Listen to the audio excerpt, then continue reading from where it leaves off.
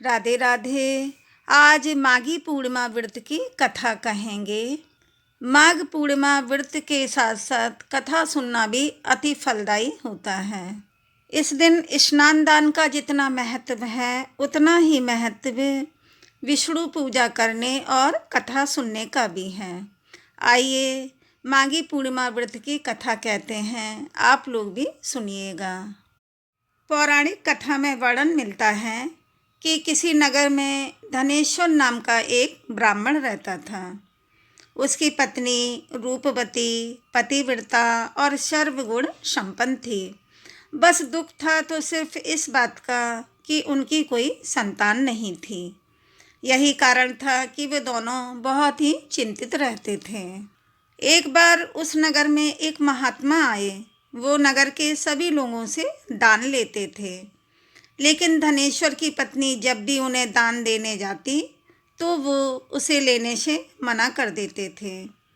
एक दिन धनेश्वर ने उन महात्मा के पास जाकर पूछा कि हे महात्मन, आप नगर के सभी लोगों से दान लेते हैं, लेकिन मेरी पत्नी के हाथ का दान क्यों नहीं स्वीकार करते?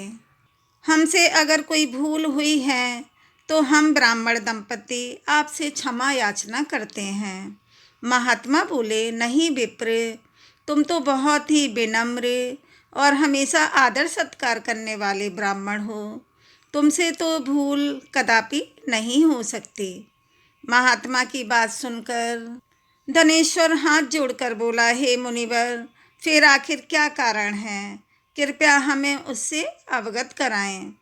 इस पर महात्मा बोले, हे विप्र, तुम्हारी कोई संतान नहीं है और जो दंपति निःसंतान हो उसके हाथ से भिक्षा लेना अधर्म या पापी के हाथ से भिक्षा ग्रहण करने के समान है। तुम्हारे द्वारा दिया गया दान लेने के कारण मेरा पतन हो जाएगा। बस यही कारण है कि मैं तुम दंपत्ति से दान स्वीकार नहीं करता। महात्मा के ये वचन सुनकर धनेश्वर उनके चरणों में गिर पड़ा और विनती करते हुए बोला, हे महात्मन, संतान ना होना ही तो हम पति पत्नी के जीवन की सबसे बड़ी निराशा है। यदि संतान प्राप्ति का कोई उपाय हो तो बताने की कृपा करें। हे मुनिवर, ब्राह्मण का दुख देखकर महात्मा बोले, हे विप्र, तुम्हारे इस कष्ट का एक निवारण अवश्य है। तुम 16 दिनों तक श्रद्धापूर्वक काली माता की पूजा करो। माँ प्रसन्न होंगी तो उनकी कृपा से अवश्य तुम्हें पुत्र रत्न की प्राप्ति होगी। इतना सुनकर धनेश्वर बहुत खुश हुआ। उसने कृतज्ञता पूर्वक महात्मा का आभार प्रकट किया और घर आकर पत्नी को सारी बात बताई। पति पत्नी को महात्मा के द्वारा बताए गए उपाय से आशा की एक किरण दिखाई दी और धनेश्वर माँ काली की उपासना के लिए वन को चला गया। ब्राह्मण ने पूरे 16 दिन तक काली माता की पूजा की और उपवास भी रखा। उसकी भक्ति देखकर और विनती सुनकर माँ ब्राह्मण के सपने में आई। माँ ब्राह्मण के सपने में आई और बोली, हे धनेश्वर, तू निराश मत हो। हे धनेश्वर, तू निराश मत हो। मैं तुझे संतान के रूप में पुत्र रत्न की प्राप्ति का वरदान देती हूँ, लेकिन 16 साल की अल्पायु में ही तेरे पुत्र की मृत्यु हो जाएगी। काली माता ने कहा, यदि तुम पति पत्नी विधि पूर्वक 32 पूर्णमासी का व्रत करोगे तो तुम्हारी संतान दीर्घायु हो जाएगी। प्रातःकाल जब तुम उठोगे तो तुम्हें यहाँ आम का एक वृक्ष दिखाई देगा। उस पेड़ से एक फल तोड़ना और ले जाकर अपनी पत्नी को खिला देना। शिव जी की कृपा से तुम्हारी पत्नी गर्भवती हो जाएगी। इतना कहकर माँ अंतर्ध्यान हो गई। प्रातःकाल जब धनेश्वर उठा तो उसे आम का वृक्ष दिखा जिस पर बहुत ही सुंदर सुंदर फल लगे थे। वो काली माँ के कहे अनुसार फल तोड़ने के लिए वृक्ष पर चढ़ने लगा। उसने कई बार प्रयास किया, लेकिन फिर भी फल तोड़ने में असफल रहा।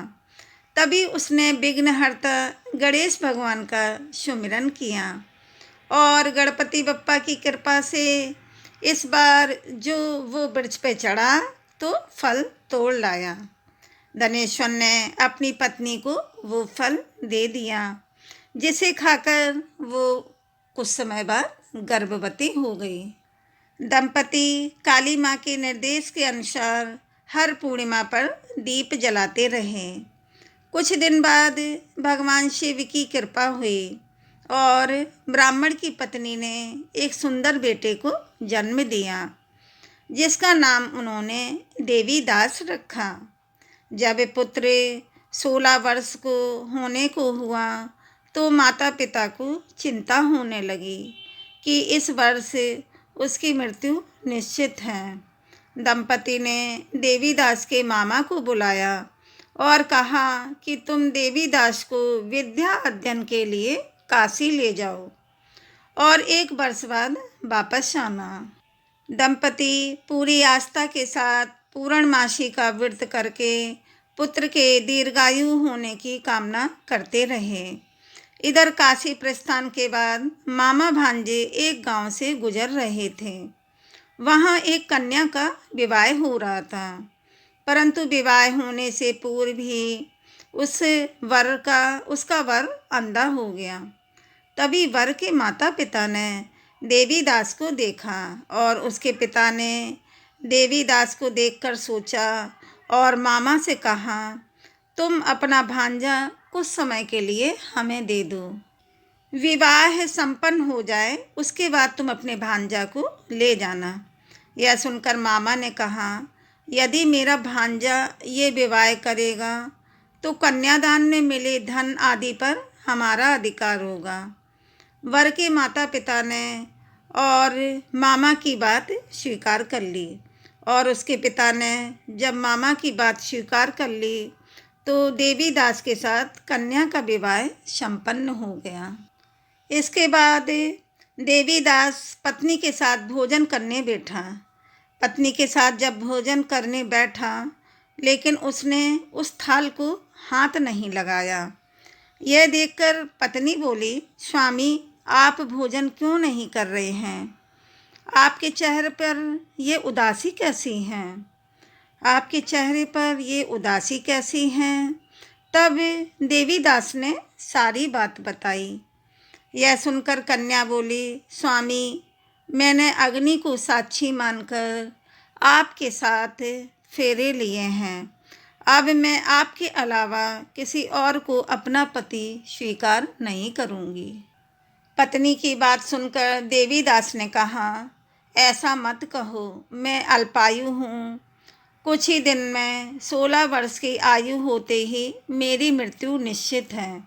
लेकिन पत्नी ने कहा, जो भी उसके भाग्य में लिखा होगा वो उसे स्वीकार है।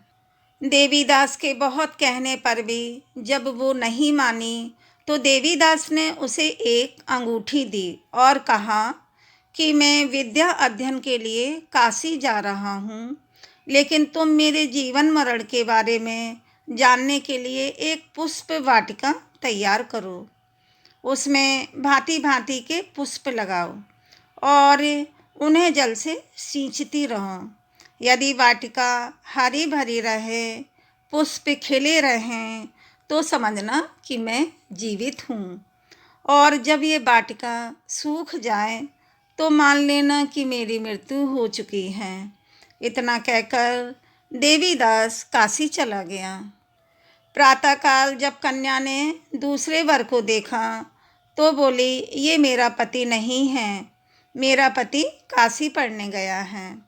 यदि इसके साथ मेरा विवाह हुआ है तो बताएं कि रात्रि में मेरे और इसके बीच क्या बातें हुई थी और इसने मुझे क्या दिया था। सुनकर वर बोला, मुझे कुछ नहीं पता, और पिता पुत्र लज्जित होकर चले गए।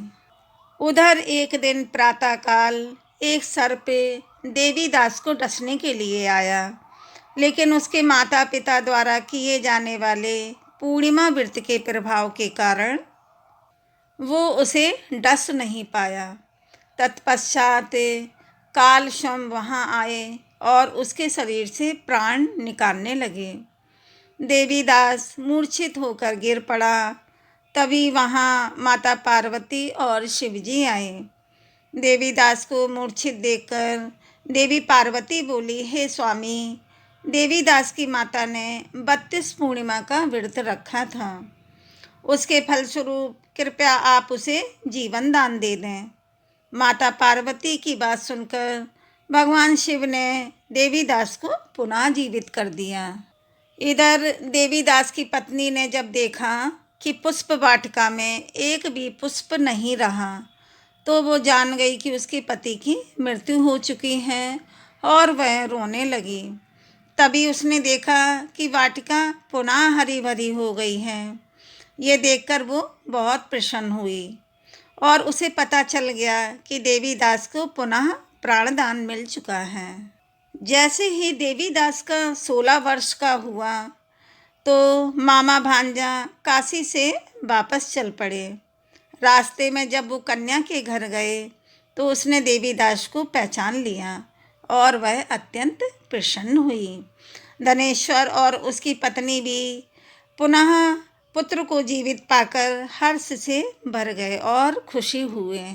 जो स्त्रियां पूर्णिमा का व्रत श्रद्धापूर्वक करती हैं, कथा सुनती हैं, उन्हें संतान का सुख मिलता है, संकट से मुक्ति मिलती है और समस्त मनोकामनाएं पूर्ण होती हैं और भोले बाबा माता पार्वती मैया की कृपा सदैव उन पर बनी रहती है।